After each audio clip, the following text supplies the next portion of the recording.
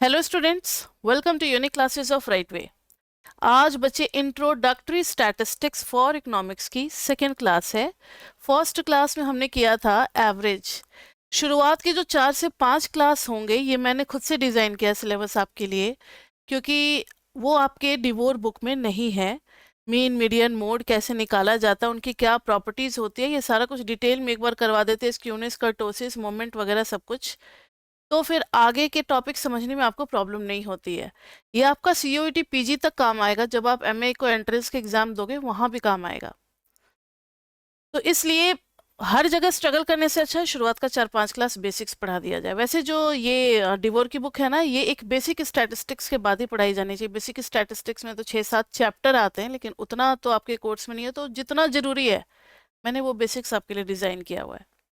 तो पहला टॉपिक है एवरेज। तो एवरेज के अंदर में हम लोग रिव्यू ऑफ स्टैटिस्टिक्स कर रहे हैं। उसमें एवरेज में हम लोग some other properties of arithmetic mean करेंगे। तो हेडिंग देना, हम लोग कर रहे थे properties of arithmetic mean. Last class में बच्चे AM निकालना हमने सीखा था। इंडिविजुअल सीरीज में, डिस्क्रीट में, कॉन्टिन्यूअस में। इंडिविजुअल में 2 मेथड थे, डिस्क्रीट में 2 मेथड थे, कॉन्टिन्यूअस में 3 मेथड थे। ये आपने 11th में भी पढ़ा होगा, 10th में भी पढ़ा होगा, 11th-12th में भी पढ़ ही लिया होगा। वही सब कुछ था, बस मैथमेटिकल प्रॉपर्टीज में 2 प्रॉपर्टीज कराई थी, वो इंपॉर्टेंट थी, तो इसलिए फर्स्ट क्लास आपको देखना जरूरी है। आज हम लोग प्रॉपर्टी नंबर 3 करते हैं। प्रॉपर्टी नंबर 3 स्टार्ट कर रहे हैं। प्रॉपर्टी नंबर 3 में है mean is both affected by. ये बहुत इंपॉर्टेंट प्रॉपर्टी है, ये आपके पेपर में आ जाता है। ऐसा नहीं है कि जो शुरुआत का 4-5 क्लास पढ़ा रहा है ना, इससे कुछ क्वेश्चन नहीं आएगा। पेपर में आ सकता है। कुछ कुछ टॉपिक बहुत शॉर्टकट में दे रखा है डिवोर में, तो हम लोग इसको थोड़ा डिटेल में समझ रहे हैं। Mean is both affected by, mean is both affected by change of origin and change of scale. affected by change of origin and change of scale. Change of origin क्या होता है बच्चे? तो हो सकता है ये टॉपिक आप पहली बार पढ़ रहे हैं। अगर हर डेटा में आपने कुछ प्लस कर दिया है या माइनस कर दिया है, यानी एडिंग और subtracting a constant to each and every data, that is called change of origin. जैसे पहले सबकी सैलरी थी, इस बार इंक्रीमेंट हो गया, सब में 200 रुपये इंक्रीमेंट हो गया, तो ये जो 200 है सब में ऐड कर देना, तो हम कहेंगे कि पूरा डेटा में क्या हो गया, चेंज ऑफ ऑरिजिन हो गया है। मान लो सबका डिडक्ट कर देते हैं 200 रुपये, तो -200 करेंगे, सब में से एक ही चीज माइनस हो रहा है, 200 200 200, तो ये भी कहलाएगा हमारा change of origin. Change of scale क्या कहलाता है? जैसे सैलरी अगर डबल हो गई या सैलरी 1.5 टाइम्स हो गया, तो मल्टीप्लीकेशन या हाफ हो गया, तो मल्टीप्लीकेशन या डिवीजन करना, दैट इज कॉल्ड। एक ही कांस्टेंट से हर डेटा को, हर इंफॉर्मेशन को अगर सेम चीज से मल्टीप्लाई या डिवाइड कर रहे हैं, तब वो कहलाएगा चेंज ऑफ स्केल। तो यहां देखो, तो y इज इक्वल टू ले लेते हैं हम लोग x प्लस सी, ठीक है, या -c भी ले सकते हो, और इधर ले लो y is equal to c x. ये हो गया चेंज ऑफ ऑरिजिन। आपको पता है कि division is also what, multiplication of reciprocal. यहाँ पर हो गया चेंज ऑफ ऑरिजिन। तो जैसा हम लोग प्लस के लिए करेंगे वैसा ही किसके लिए होगा, माइनस के लिए भी होगा। तो देखो जरा इसमें होगा क्या। अब आप समेशन लोगे तो summation y is equal to आ जाएगा summation x plus C. Summation का बच्चे रूल होता है, ये सीख लो फर्स्ट चैप्टर में, तो ये आपका सेकंड चैप्टर में भी काम आएगा, और थर्ड फोर्थ में तो काम आना ही आना है, सेकंड सेमेस्टर में भी काम आएगा, इकोट्रिक्स में भी काम आएगा। इकोट्रिक्स में तो इसका भरमार है, हर क्लास में डेरिवेशन 8-10 करने होते हैं। तो summation y is equal to जो x है उसके साथ तो समेशन लग जाएगा, और जो c है, c इज कांस्टेंट, तो कांस्टेंट कितनी बार आएगा, n टाइम्स। मान लो अगर 10 एम्प्लॉय है मेरे फॉर्म में, सबके सैलरी में अगर 200 ऐड किया है, तो टोटल सम में c कितनी बार दिख रहा होगा, 10 बार। नहीं आई बात समझ में? जैसे x मान लो कुछ है 1 2 3 4, y हमने किया x प्लस 200, तो सब में 200 ऐड होगा। अगर ये 10 ऑब्जर्वेशन है 1 2 3 से लेकर के, तो ये 200 कितनी बार ऐड होगा, समेशन y करेंगे तो समेशन x और प्लस 200 इंटू कितना आ जाएगा बताओ, 10 आ जाएगा। तो यही जो n आता है ना, n, इसी के लिए यहाँ पर n लगाते हैं। तो प्रैक्टिकली भी देख लिया, अब उसको कैसे हम लोग समेशन में यूज करेंगे रीजनिंग में वो भी देख लिया। अब देखो ना, समेशन y तो हमारे पास आ चुका है, समेशन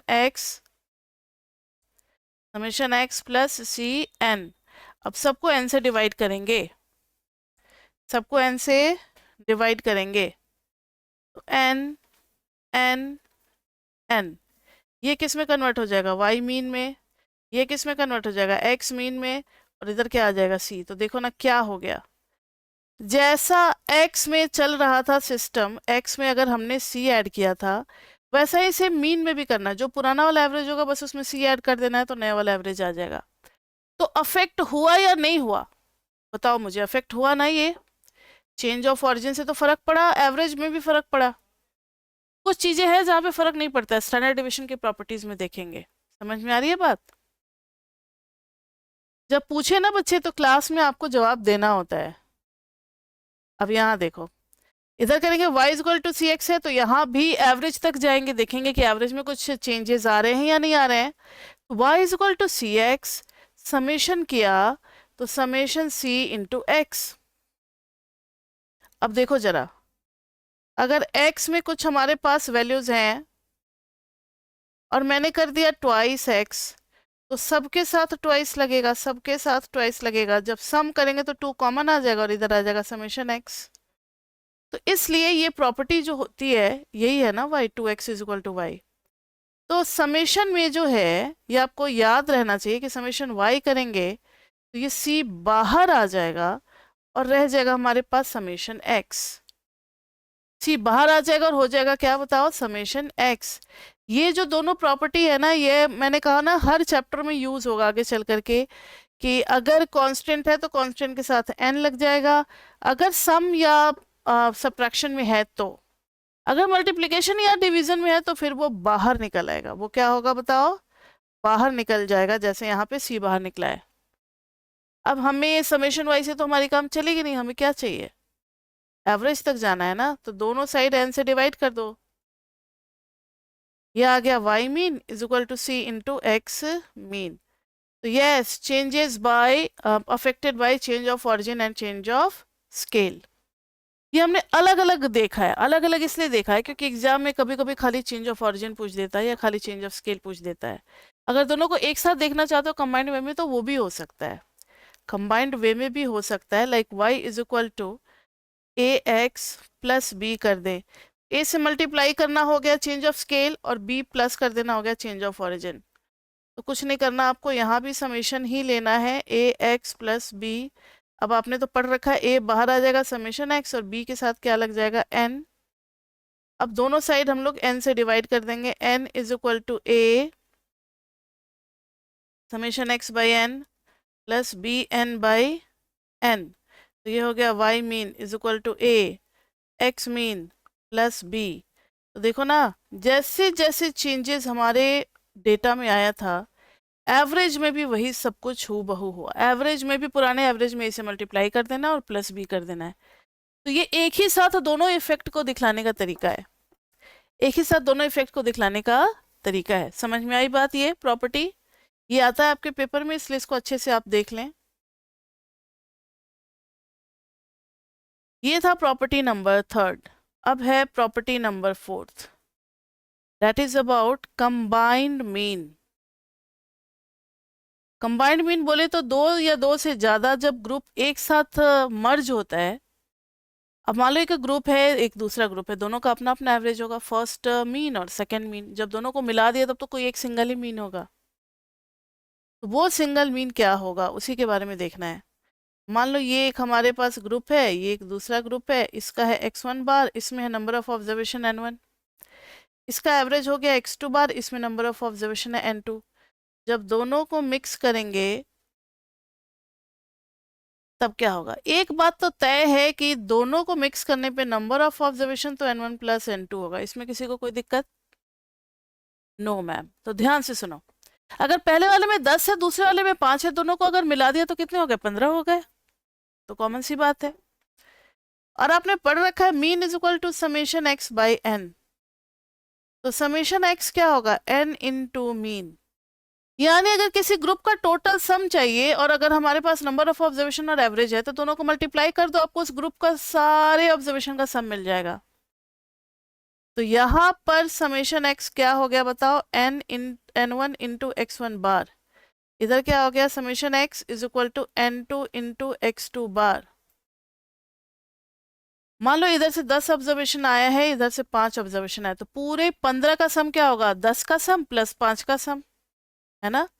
10 का टोटल सम प्लस 5 का total sum, that is equal to 15 total sum.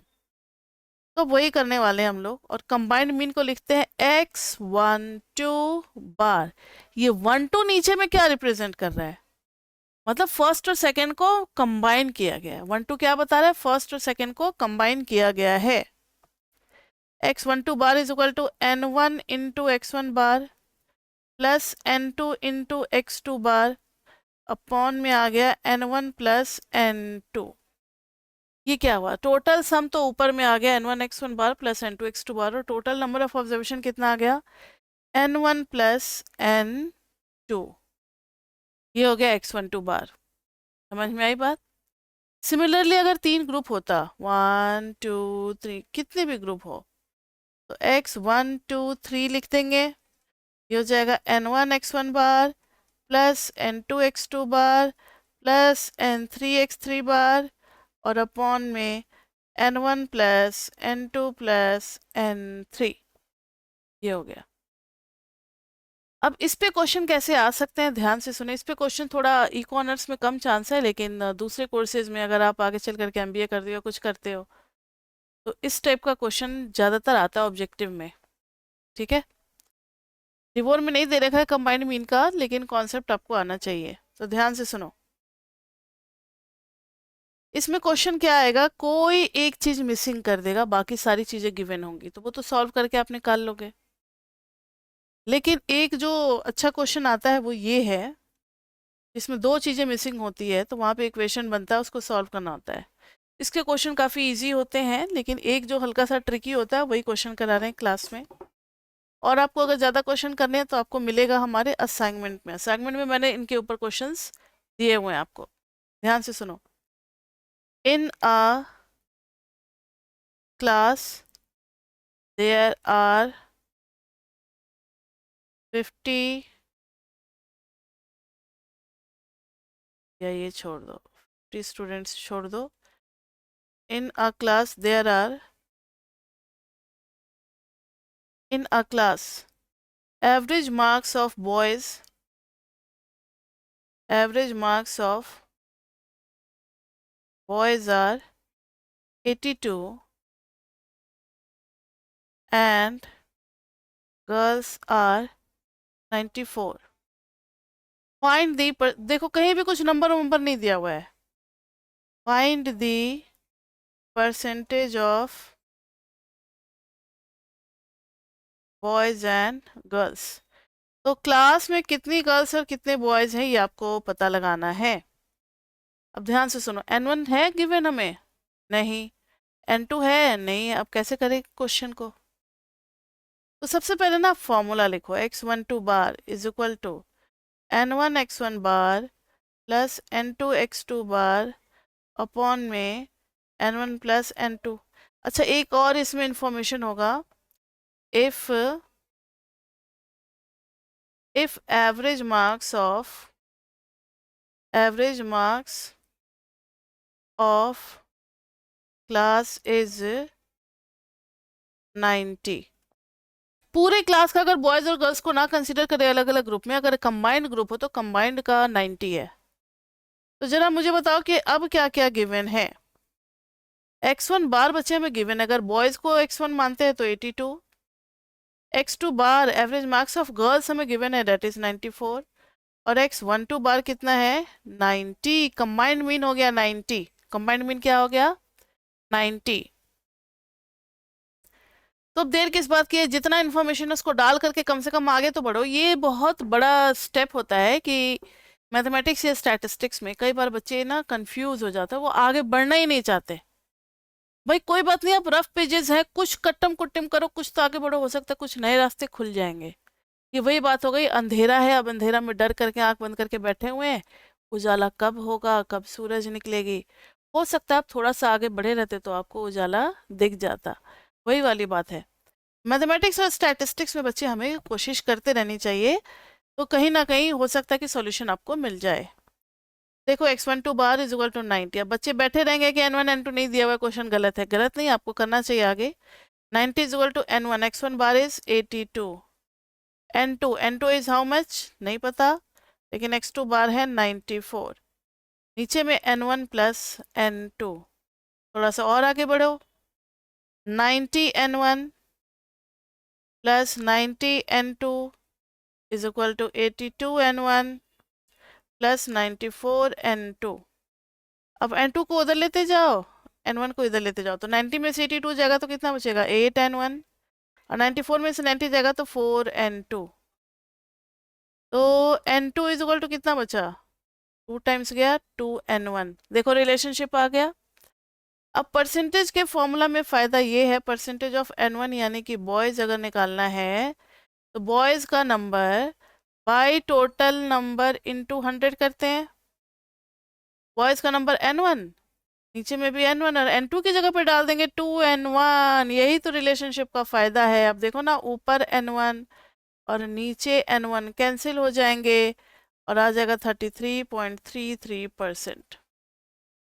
तो अगर बॉयज़ 33.33% और दूसरा कैटेगरी गर्ल्स का है, तो गर्ल्स का परसेंटेज आप सीधा नहीं लिख दोगे, कितना, 66.67% हो गया। समझ में आई बात? तो ये एक बड़ा अच्छा क्वेश्चन है किसका, कंबाइंड मीन का। तो मीन में अभी तक हमने 4 प्रॉपर्टीज पढ़ ली, 2 हमारी फर्स्ट क्लास में आपको मिलेगी, थर्ड अभी हमने पढ़ा था, और फोर्थ अभी हमने पढ़ा कंबाइंड मीन। ठीक है, थर्ड हमने effect of change of origin and change of scale देखा। अब एक और लास्ट प्रॉपर्टी रहती है, property number 5, that is correction of mean. Correction of mean. मान लो कि मैंने पूरे डीयू के सारे बच्चों का एवरेज हाइट निकाला। डीयू में लाखों बच्चे पढ़ते हैं, सबके हाइट का सम कर लिया। बाद में पता चला एक दो बच्चों का तो हाइट गलत मेजर हो गया था। ठीक है, गलत मेजर हो गया, अब उनको रिप्लेस करना है। अब उनको रिप्लेस करे, फिर से सारा कैलकुलेशन करे, ये पॉसिबल नहीं होता। तो एक काम कर सकते हैं कि अगर हमारे पास पुराना वाला एवरेज है ना, तो उसमें थोड़ा सा मॉडिफिकेशन करके नया वाला ला सकते हैं हम लोग। अब वो कैसे होता है वही देखना है। इसके क्वेश्चन आप कर भी रखे होंगे 10th 11th में या 12th में, कभी ना कभी किया होगा, लेकिन भूल गए होंगे, तो रिवाइज करवाना मेरा काम है। ध्यान से सुने, इसको क्वेश्चन के थ्रू ही कर सकते हैं। मीन ऑफ 10 items या observations was 15. Later on it was discovered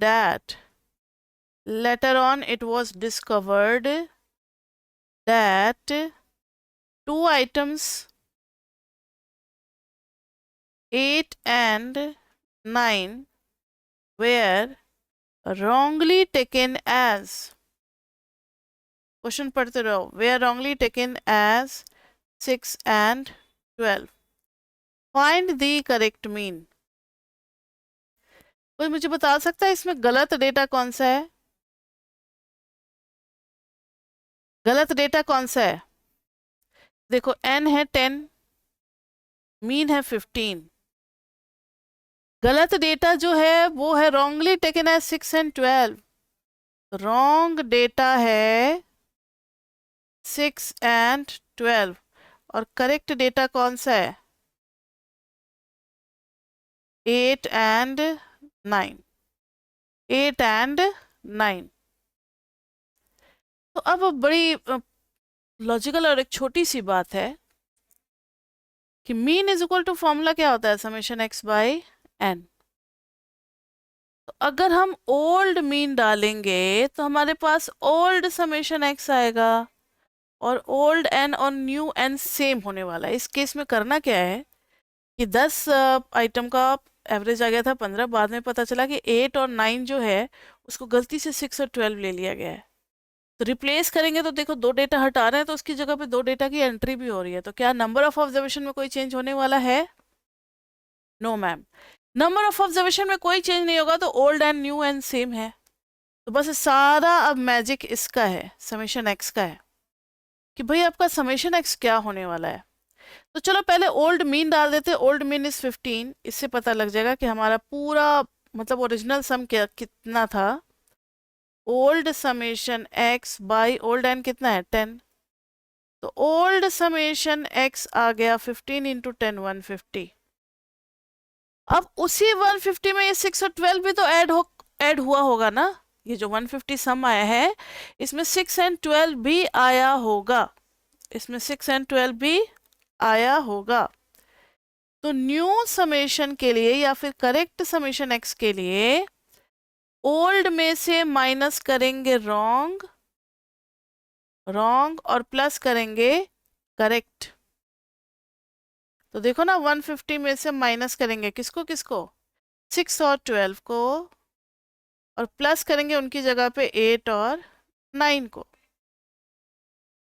तो 8 और 9 हो गया 17, 12 6 हो गया 18, तो माइनस 1 चला जाएगा 149।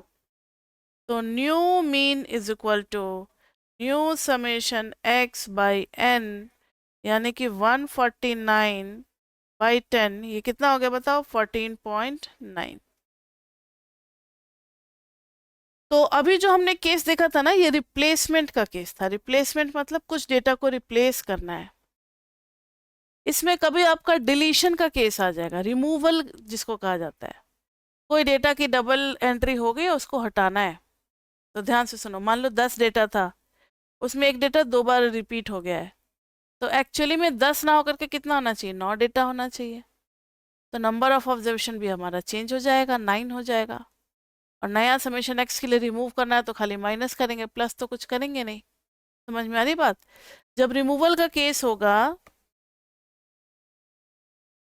रिमूवल में तो new summation x is equal to old summation x minus wrong या फिर रिपीटेड वैल्यूज, और बाई में न्यू एन, रिमूवल जो होगा वो 2 डेटा हटाना है, 4 डेटा हटाना है, उसको माइनस कर देना है तो नया एन मिल जाएगा, रिमूवल।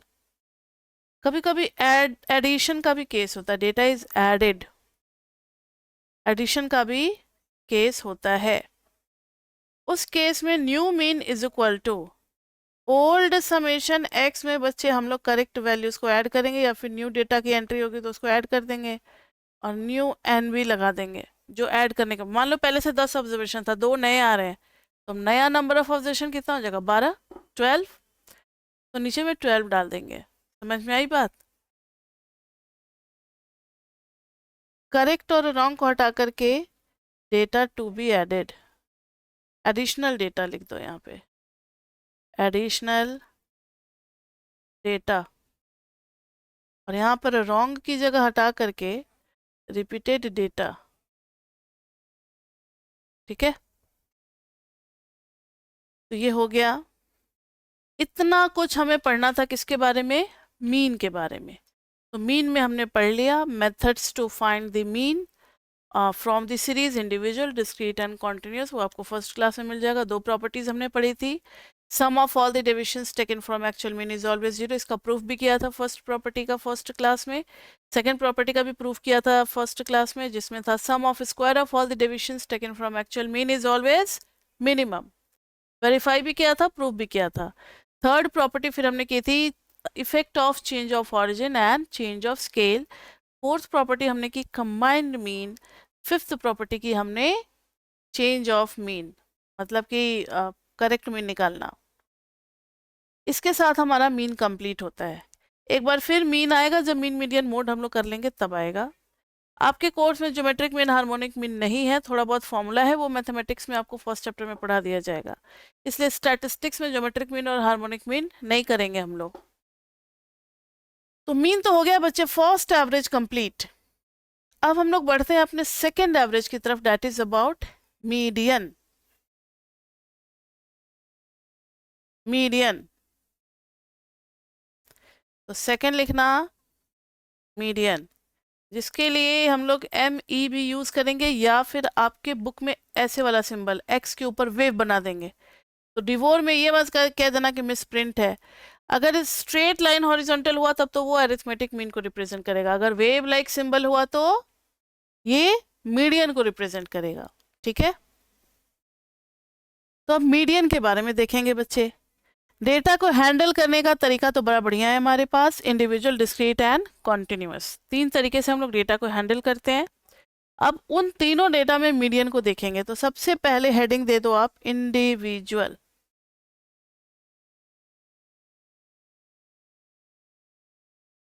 इंडिविजुअल, इंडिविजुअल में भी 2 केस है, when n is odd and when n is odd, मतलब number of observation, when n is even. ये भी आपके कोर्स में है, डिवोर में है, लेकिन बहुत शॉर्टकट में निकल गए हैं, लेकिन हम लोगों को अच्छे से पढ़ना पड़ेगा। When n is odd and when n is even. एक एग्जांपल देखो ना, मान लो कि मैंने x दे दिया आपको 2 4 9 7 5, कितना हो गया 6 12, 3 3 6 7 हो गया। अब इसमें अगर मीडियन निकालना है तो सबसे पहले आपको इसको असेंडिंग ऑर्डर में सॉर्ट करना पड़ेगा, सॉर्टिंग जिसको बोलते हैं, या फिर अरेंजमेंट बोलते हैं, arrange in the ascending order. Ascending order में डालोगे तो 2 आएगा, 4 आएगा, 5 आएगा, 6 आएगा, 7 आएगा, 9 आएगा, 12 आएगा।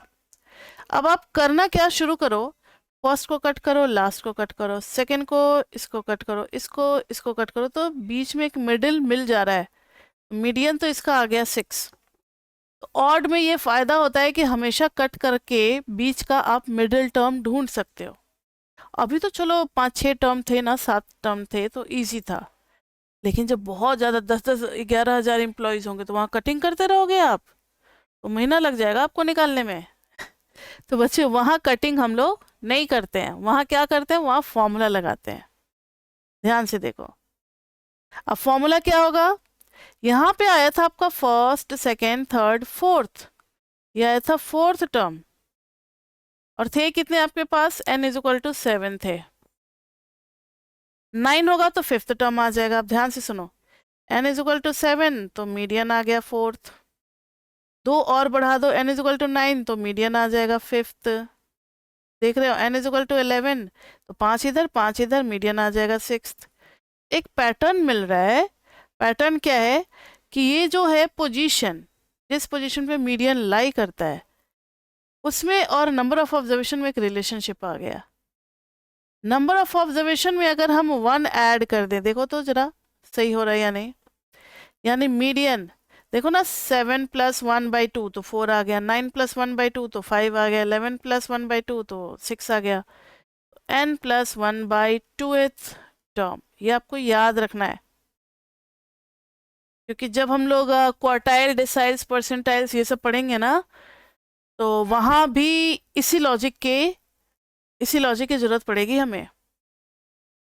फॉर्मूला याद हो गया, when number of terms is odd तो median position is equal to n + 1/2th term. अब जरा एक एग्जांपल ले लेते हैं हम लोग, किसका, when number of terms is even,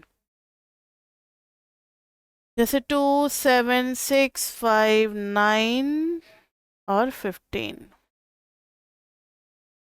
अब देखो, इनको अरेंज करोगे तो 2 5 6 7 9 15।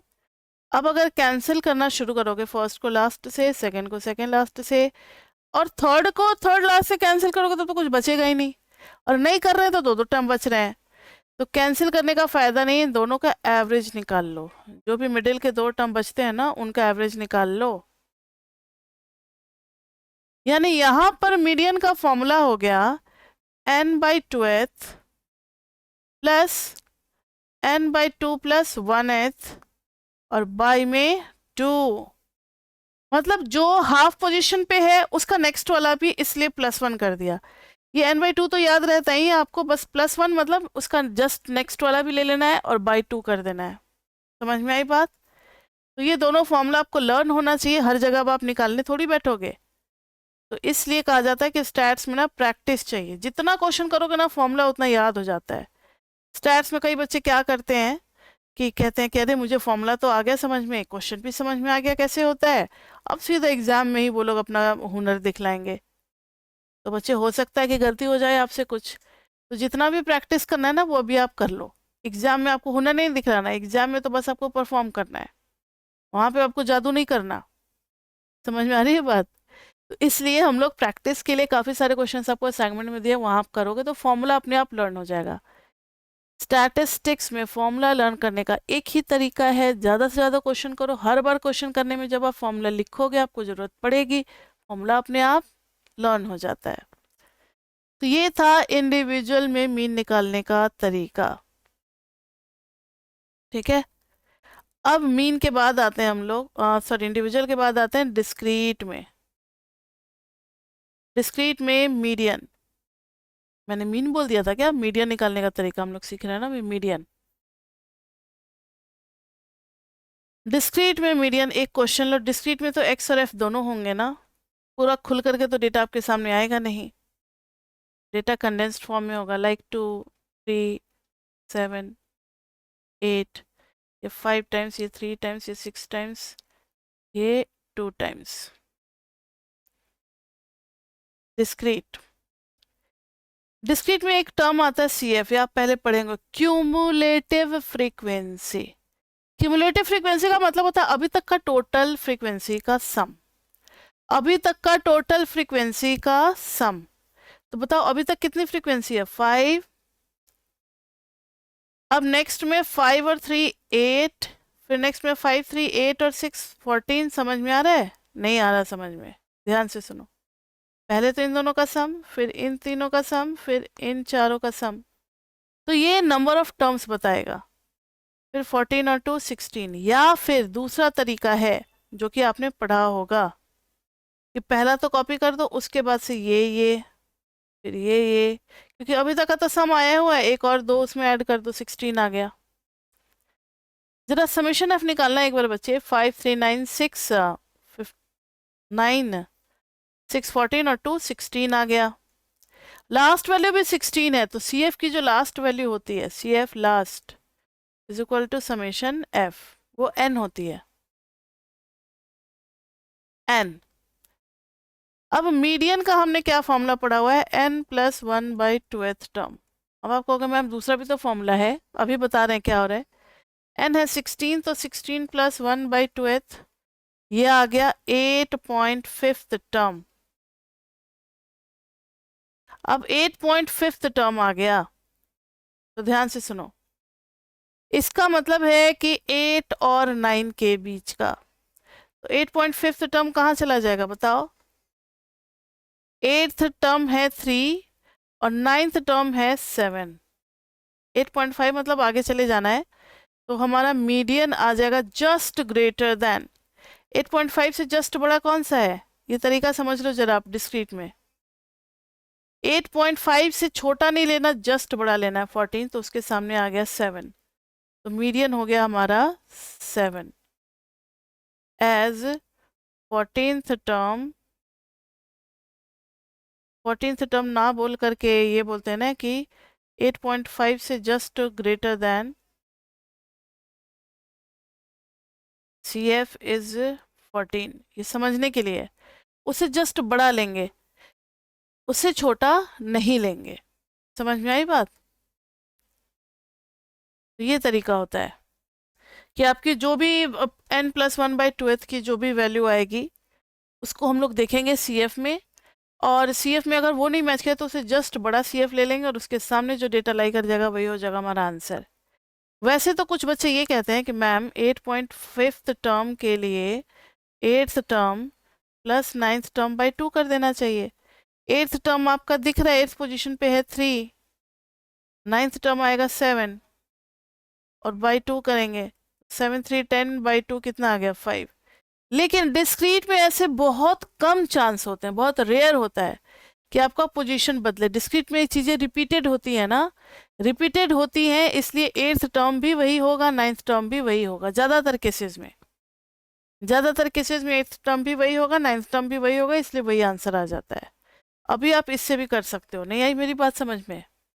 देखो, जैसे अगर मीडियन आता 9.5th टर्म सपोज करो, लेट, तो 8 के बाद 9, 10, 11, 12, 13, 14 हर जगह पे क्या है? 7 है।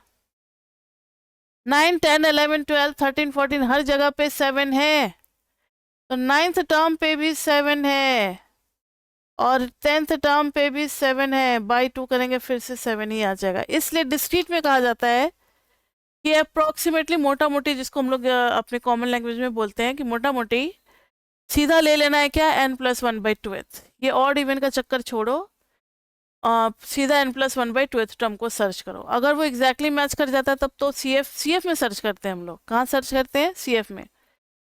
तब तो फिर सीधा ये 7th लिख लो ना, समझ में आएगा कि ये पोजीशन है। तब तो सीधा आप क्या करोगे? नहीं, ये तो टर्म है ना, सॉरी, 9th 10th बाई 2 कर रहे हैं हम लोग। तो ये है कि सीधा n+1/2th कर दो, मीडियन आ जाएगा। ठीक है। अब इसके बाद से हम लोग आते हैं कॉन्टिन्यूअस में। मीडियन देखेंगे, लेकिन कहाँ देखेंगे? कॉन्टिन्यूअस में मीडियन देखेंगे कि कैसे निकलता है। याद रहे बच्चे, नेक्स्ट क्लास में हम लोग क्वार्टाइल, डिसाइल्स, परसेंटाइल्स डिटेल में देखेंगे। मीडियन के जैसा ही होता है वो भी, क्या होता है उसका फॉर्मूला और क्वेश्चन हम लोग नेक्स्ट क्लास में देखेंगे। अब ये देखो कॉन्टिन्यूअस में मीडियन। एक क्वेश्चन मैंने आपको दे दिया 0 to 10, 10 to 20, 20 to 30, 30 to 40, 40 to 50। Frequency 2, 4, 8, 3 और फिर इधर है 7। अब देखो जरा, इधर हम लोग क्या करेंगे? तो CF निकालेंगे। CF तो जरूरी है बच्चे, जब भी कोई पोजीशन वाली वैल्यू होती है ना तो हम लोग क्या करते हैं? CF निकालते हैं। CF निकालेंगे तो इधर आ जाएगा 2, फिर 2 + 4 क्या आ जाएगा? 6, 6 + 8 क्या आ जाएगा? 14। अभी जैसे CF निकाला था उसी तरीके से निकाल रहे हैं। 14 + 3 17 और 17 + 7 कितना आ जाएगा? 24। ध्यान रहे, मीडियन का फॉर्मूला हो जाता है L + n/2 - CF upon F × H। अब ये सब क्या है तो एक बार जरा देखना है। L जो होता है वो मीडियन क्लास की लोअर वैल्यू होती है, लोअर लिमिट। ठीक है। और मीडियन क्लास कैसे निकलता है? n/2th क्लास, ये निकलता है मीडियन क्लास। उस हिसाब से अगर देखें तो यहाँ पर मीडियन क्लास क्या है? 24 आया ना, तो लास्ट में 24, तो 24/2th। याद रहे, इसमें हम कभी भी +1 नहीं करते। ये नहीं कि मैम भूल गई है, n+1/2 कभी भी नहीं होगा कॉन्टिन्यूस में, चाहे हम क्वार्टाइल निकाले, डिसाइल्स निकाले या परसेंटाइल्स निकाले। ये हर बार n ही रहेगा, n+1 नहीं होगा। तो 24/2 दैट इज 12th टर्म। तो देखो ना जरा, 12th टर्म कहाँ लाई करेगा? ये तो 2 हो गया, गया 6, गया 6 के बाद 7, 8, 9, 10, 11, 12, 13, 14 हर जगह इसी क्लास की वैल्यू आ रही है। तो जस्ट ग्रेटर देन में हम 14 देखेंगे। 12 से जस्ट बड़ा कौन सा CF मिल रहा है हमारे टेबल में? 14। उसकी जो लोअर वैल्यू है वो है 20, तो लोअर वैल्यू तो हमें मिल गया 20। उसके बाद से n/2 तो आपको पता ही है, कैलकुलेटेड। 2 बार हो गया, कैलकुलेटेड हो गया, कैलकुलेटेड। CF क्या होगा? प्रीवियस क्लास का CF, previous class CF। Previous class CF बोले तो हम ये लेंगे 6, प्रीवियस क्लास CF मतलब 6। प्रीवियस क्लास CF के बाद F जो है सेम क्लास की फ्रीक्वेंसी है, सेम से अच्छा है मीडियन क्लास की फ्रीक्वेंसी लिख देते हैं। मीडियन क्लास फ्रीक्वेंसी जो उस क्लास की फ्रीक्वेंसी है उस क्लास की फ्रीक्वेंसी कितनी है बच्चे? 8। एच जो है वो मीडियन क्लास का हाइट होता है। H is median class gap या फिर हाइट। तो ध्यान से देखो ना, सी एफ कितना आ गया यहाँ पर? यहाँ पर सी एफ जो एक पहले वाले क्लास का लेंगे दैट इज 6, उस क्लास की फ्रीक्वेंसी लेंगे तो 8, और क्लास का गैप है 10। देखो ना हर जगह 20 to 30 कितना आ गया? 10 आ गया। n/2 कैलकुलेट कर दिया, आ गया 12। लोअर वैल्यू कितना आ गया? 20। अब सबको बस फॉर्मूले में पुट करना है। Median is equal to 20 plus n/2 यानी कि 12 माइनस सी एफ यानी कि 6 बाई एफ कितना? 8 इंटू 10। तो ये आ गया 20 प्लस 12 माइनस 6 बाई 8 इंटू 10। 2 3 जा 2 4 जा 4 से गया 2.5, तो ये आ गया 7.5। तो 27.5 इज द मीडियन। अब मीडियन निकालने के लिए इतना भारी भरकम फॉर्मूला का क्यों जरूरत पड़ा? क्योंकि क्लास जो हमारा मीडियन है वो तो पक्का हो गया कि 20 और 30 के बीच में है। अब मीडियन वैल्यू उसी क्लास में से कोई ना कोई होगी, 21 22 या कोई भी हो सकती है। अब उस एग्जैक्ट वैल्यू को ढूंढ करके निकालने के लिए ये इतना बड़ा सा फॉर्मूला है मीडियन का, जो कि आपको याद रखना पड़ेगा। सिर्फ मीडियन के लिए नहीं, क्वार्टाइल, डिसाइल्स और परसेंटाइल्स के लिए भी। तो मीडियन तो हमने निकालना सीख लिया। अब मीडियन की कोई ऐसी प्रॉपर्टी है नहीं, क्योंकि यहाँ समेशन का तो रूल लगता नहीं है। लेकिन फिर भी मीडियन का एक प्रॉपर्टी ये है कि median is not affected by the outliers. एक प्रॉपर्टी मीडियन को निकालना सीख लिया। देखो इंडिविजुअल में भी हमने सीखा, अभी बता रहे हैं प्रॉपर्टी। इंडिविजुअल में सीखा हमने मीडियन कहाँ गया, ये रहा। When an is odd, when an is even, दोनों केस में देखा फॉर्मूला। एन इज ऑड में n+1/2th टर्म, और यही डिस्क्रीट में भी लग जाता है। ये इवन का है, डिस्क्रीट में भी वही लगेगा n+1/2th। कॉन्टिन्यूस में लेकिन n/2th पहले क्लास ढूंढना होता है, क्लास ढूंढने के बाद उस वैल्यू को ढूंढ करके निकालना होता है, उसी क्लास में कहीं छुपा हुआ होता है। अब एक प्रॉपर्टी है, median is not affected by outliers. median is not affected by extreme values।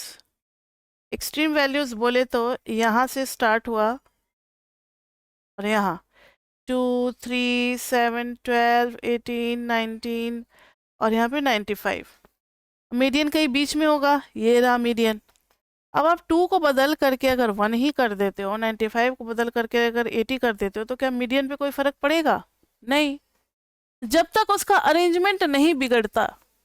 अगर असेंडिंग है अभी भी वही है और सबका पोजीशन वही मेंटेन है, तो मीडियन पे कोई फर्क नहीं पड़ेगा। तो median is not affected by the outliers. Outliers मतलब जो डेटा में बहुत अलग थलग पड़ जाते हैं, बिल्कुल अलग, वो पढ़ेंगे हम लोग आउटलायर्स वगैरह चैप्टर 1 में। तो वैसे डेटा को हम लोग आउटलायर्स बोलते हैं। समझ में आई बात? तो median is not affected by the outliers, median. अब अगर कोई डेटा आएगा तो फिर मीडियन का पोजीशन बदल जाएगा। अगर आप कोई डेटा ऐड या डिलीट करते हैं तो फिर नंबर ऑफ ऑब्जर्वेशन बदल जाएगा, तो सारे पोजीशन बदल जाएंगे, तो आइटम भी बदल जाएगा, मीडियन का जो आंसर होगा वो भी चेंज हो जाएगा।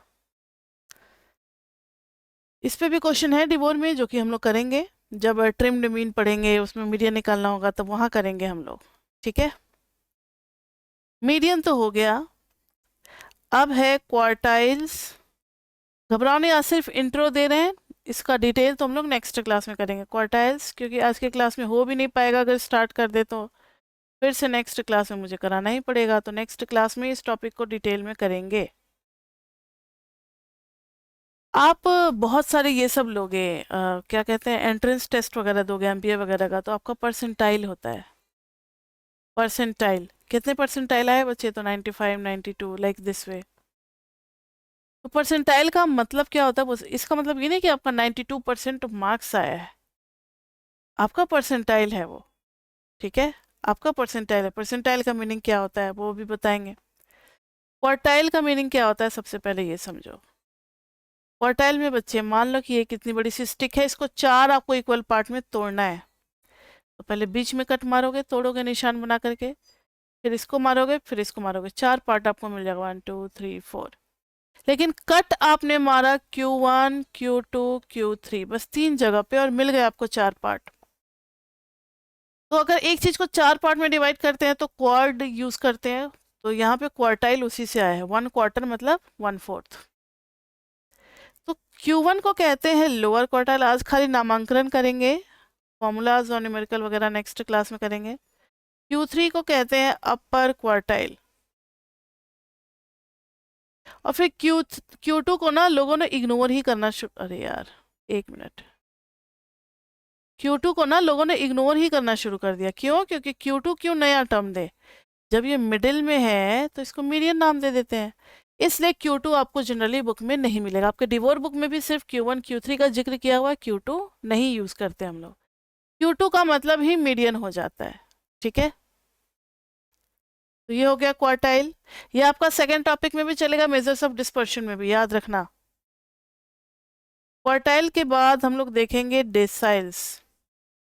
डेसाइल्स, डेसाइल का मतलब होता है बच्चे 10 पार्ट में डिवाइड करना, 1 2 3 4 5 6 7 8 9, और लास्ट वाला तो अपने आप 10 हो जाता है। D1, D2, D3 like this way. तो D1 तक कितना कवर अप हो जाएगा, n/10। D2 तक कितना कवर हो जाएगा, 2n/10 लाइक दिस वे। यहाँ भी बताना भूल गया, Q1 तक n/4, Q3 तक 3n/4। समझ में आई बात? Q3 तक डेटा कवर अप हो जाएगा 3n/4 मतलब 75%, Q1 तक 25% और Q3 तक 75%। समझ में आई बात? डिसाइल्स के बाद बारी आती है परसेंटाइल्स की। परसेंटाइल मैंने कहा था कि अब आपको समझाएंगे। मान लो कि आपका जो एग्जाम हुआ 100 मार्क्स का, उसमें मार्क्स आया, मिनिमम आया 42 और मैक्सिमम गया 94। उसका परसेंटाइल निकाला जा रहा है कि अगर मैक्सिमम 94 अचीव हुआ है, अगर गया है मार्क्स, तो मैक्सिमम मार्क्स 94 है, तो उसके हिसाब से परसेंटाइल निकलेगा। तो P1 का मतलब होगा 1%, P2 का मतलब होगा 2%, P3 का मतलब होगा 3%, लाइक दिस वे। और 94 तो खुद 100% पे आ जाएगा। मतलब 94 के रिस्पेक्ट में आपका मार्क्स कितने परसेंटेज पे लाई करता है, वो कहलाता है percentile. Percentage is different thing, सबका बेस सेम रहेगा, परसेंटाइल में कट ऑफ पे चला जाता है। ये हो गया हमारा। इस पे अच्छे अच्छे क्वेश्चंस हैं, जैसे टैक्स रिडक्शन करना है तो किस से लेगी कंपनी, गवर्नमेंट किसका काटेगी, ये सब कुछ बातें हैं जो कि हम लोग करेंगे। पास करना है बच्चों को तो 33% पे पास करना है, तो कट ऑफ कितना गया, मिनिमम कट ऑफ कितना गया, तो इसमें या 40% है तो 40% वाला P40 निकाल देंगे, ये मिनिमम कट ऑफ हो जाएगा, ठीक है। तो इस बार का कट ऑफ कितना गया, आप पूछते हो ना, इतने से ऊपर के बच्चों का सबका एडमिशन हो गया है, तो वही कट ऑफ इसी तरीके से निकलता है। समझ में आई बात? तो ये हो गया। अब मान लो एक एग्जांपल आपसे पूछ रहे हैं, गवर्नमेंट का सैलरी का दिया हुआ है सैलरी, छोड़ो इसको नेक्स्ट क्लास में ही कराएंगे, जब पढ़ लेंगे ना तब पूछेंगे, तब ज़्यादा समझ में आएगा, अभी पूछने का कोई फ़ायदा है नहीं। तो आज तो बच्चे हमने कर लिया, मीडियन कर लिया, 3 important mathematical properties of arithmetic mean भी कर ली, मीडियन निकालना भी सीख लिया, मीडियन की प्रॉपर्टीज भी कर ली, और क्वार्टाइल डिसाइल्स परसेंटाइल्स का इंट्रो भी आ गया है। अब नेक्स्ट क्लास होगी हमारी क्लास 3, चैप्टर 1 स्टैट्स में, जिसमें हम लोग करेंगे quartile deciles and percentiles. Quartile deciles percentiles से related formula and numerical in all the 3 type of series, that is individual, discrete and continuous. उसके से कुछ 1-2 लॉजिकल क्वेश्चन करेंगे, जो आज वो गवर्नमेंट का सैलरी वाला टैक्स वाला कर रहे थे, वो कल कर लेंगे। और फिर उसके बाद से मोड भी हो जाएगा नेक्स्ट क्लास में। तो मीन मीडियन मोड कंप्लीट, तो हमारा फर्स्ट बेसिक्स कंप्लीट, एवरेजेस, उसके बाद से फिर डिस्पर्शन पे चलेंगे नेक्स्ट क्लास में, ठीक है। तो अभी तक के लिए इतना ही बच्चे, फिर मिलते हैं हम लोग नेक्स्ट क्लास में। आप हमारा एमएमई का देखो, चैप्टर 2 के सारे वीडियोस बन गए हैं नए वाले। आप नए वाले को देखो। हमेशा जब भी कुछ नए वाले वीडियोस आते हैं तो उसमें कुछ ना कुछ क्या होता है, वर्जन अपडेट होता रहता है। तो अपडेट वाला वर्जन में आपको कुछ ना कुछ नए न्यूमेरिकल या कुछ नए आइडियाज़ आपको मिलेंगे। कुछ पढ़ाने का तरीका भी बदला हुआ होता है। जैसे जैसे समय बदलता है ना, डिफ़िकल्टी लेवल बढ़ता चला जा रहा है। उसको ध्यान में रख कर के हम लोग भी अपने आप को अपग्रेड करते हैं। तो ये हो गया। अब आप एमएमई पढ़ो और फिर हमारा माइक्रो भी आप ले सकते हो। सबकी क्लासेस लग रही है, आप आओ लाइव में, बड़े मज़े से पढ़ो। लाइव में आने से ये होता है कि हाथों हाथ प्रॉब्लम भी सॉल्व हो जाता है। तो आज के क्लास में इतना ही बच्चे। अब किसी को अगर कुछ मेरे से पर्सनली इंटरेक्ट करना है या कोई डाउट पूछना है तो वो बच्चे मीटिंग में रुकेंगे। और रिकॉर्डेड वाले बच्चों के लिए अब क्लास यहीं पे ख़त्म होती है। So see you in the next class. Till then, bye bye bye bye bye.